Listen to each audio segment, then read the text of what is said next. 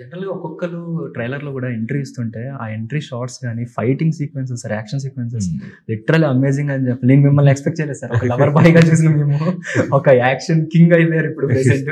So, ఎలా అనిపిస్తుంది ఆ యాక్షన్ సీన్స్ గాని అవి చేస్తున్నప్పుడు? ఇంత అదే చెప్తున్నాను కదా, ఇంత కమర్షియల్ యాక్షన్.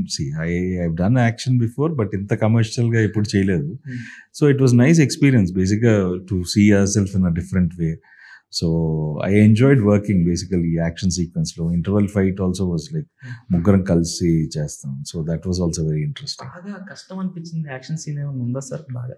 అంటే అమ్మ ఎందుకు వచ్చిందిరా బాబు ఈ యాక్షన్ సీన్, ఎందుకు ఇట్లాంటివి పెట్టారని చెప్పి అంటే ఆ టైంలో ఇబ్బంది అనిపిస్తుంది. మానిటర్లో చూడగానే ఓకే ఓకే బాగానే ఉంది, ఓకే కష్టపడినందుకు కనపడుతుంది. So super sir. Aditi Shankar అలాగే నందిని ఆనంది అలాగే దివ్య పిల్లయ్ గారు వీళ్ళందరూ చేశారు. సో వీళ్ళందరితో వర్కింగ్ ఎలా అనిపించింది? వండర్ఫుల్ యాక్టర్స్ అండి అందరూ. And Aditi's first film in Telugu. Anandi అంటే she's done lots of films. And Divya Mangalavaaram చేశారు. But even the female characters in this film are very important.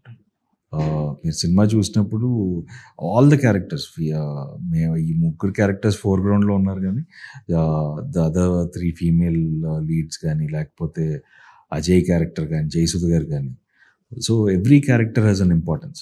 Sampath గారు, సో ప్రతి క్యారెక్టర్కి ఇంపార్టెన్స్ ఉంటుంది. And once you see the film, very strongly written characters అన్ని సినిమాలు.